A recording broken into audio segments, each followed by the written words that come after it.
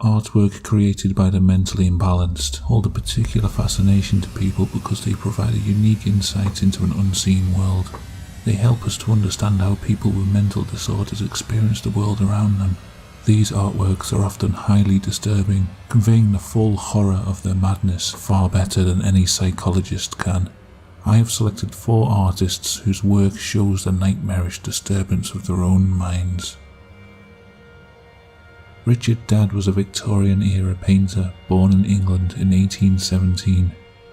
A lot of his work focuses on fairies, pixies, and other folklore subjects, as well as oriental scenes inspired by his travels. The sheer amount of detail in his paintings show an obsessive mind, one that focuses on minuscule details to a compulsive degree.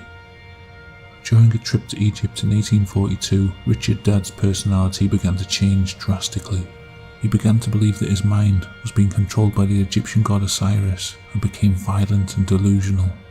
Believing he was suffering from sunstroke, he returned to England and was taken in by his family in an attempt to recuperate him. His condition worsened during this period. He became convinced that his father was actually the devil in disguise, and one day during a walk in the countryside, he pounced on his father from behind, slashing his throat with a razor blade and stabbing him with a dagger. His father died from his wounds, and Richard fled to France, still wearing his blood-stained clothes. Apparently, police investigating the murder found a sketchbook full of portraits by Richard Dadd of his friends and family, each one with their throats slashed.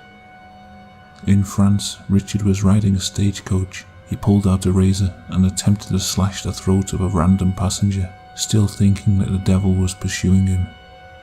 He was captured by the authorities and they certified him to be criminally insane. He would spend the rest of his life in a mental asylum, but continued to paint throughout his incarceration. These paintings would go on to be regarded as his finest work. The most famous of these paintings is titled The Fairy Fella's Masterstroke. He worked on this painting for 9 years and never actually finished it. A lot of details in the painting show Richard's mental state. The flattened perspective suggests a schizophrenic mind which attaches equal significance to mundane events as they would to important events. A chaotic world is sorted and levelled. The accidental arrangements of nature are organised and obsessed over. This shows a mind that attempts to see logical patterns in random noise. The flat landscape is crisscrossed with black lines and swirling shapes, the visual representation of his intersecting and jumbled thoughts, his inner turmoil manifesting as blades of grass and the vines of plants. Eyes peer out from hidden locations, reflecting the imagined persecutions of his paranoid delusion. Some of the figures are disturbing. I find these 2 characters particularly interesting. One figure appears to be grabbing the other from behind. The figure in front is clutching at their throat. The memory of the murder of his father has been rendered as fantasy. In fact, almost every figure in the painting seems to have another figure behind them, ready to pounce. In the centre of the scene is a distressed-looking little man, the chaos radiating out on all sides of him.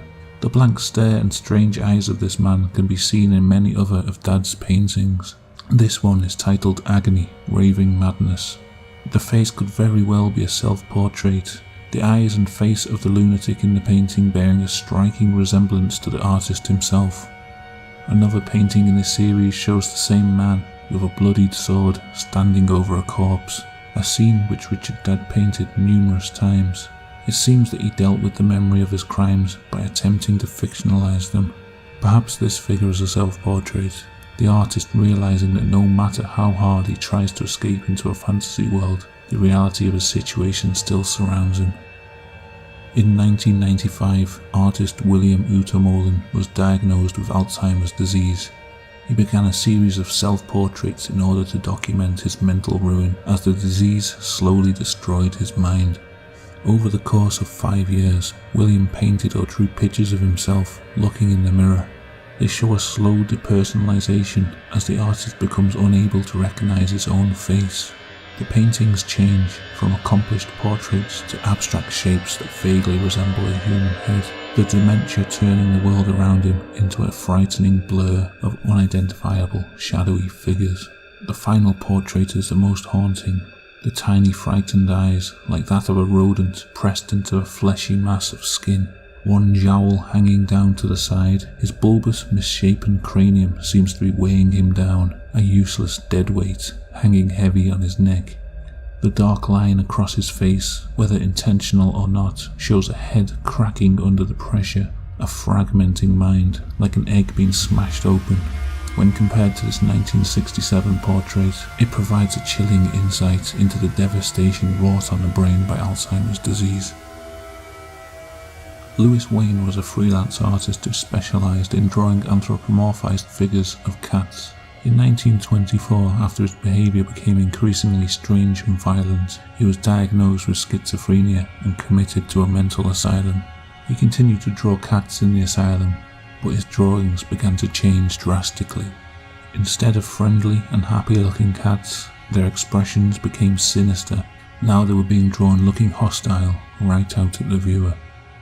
More and more, the focal point of the painting became the eyes, a common theme among artists with paranoid disorders. Instead of the realistic settings, the backgrounds became abstract geometric patterns. Slowly the cats began to merge with the backgrounds. Now there was no distinction between the wallpaper and the subject in front of it.